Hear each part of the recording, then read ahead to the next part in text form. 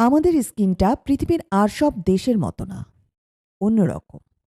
বিজ্ঞাপনের ভাষায় ত্বক, খাঁটি বাংলায় চামড়া।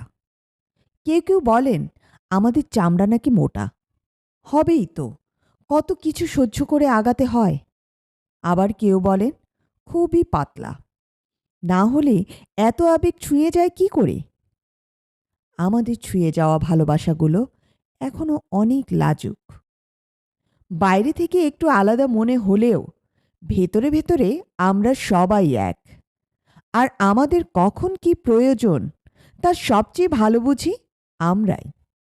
যেমনটা বোঝে আমাদের মেরিল পেট্রোলিয়াম জেলি।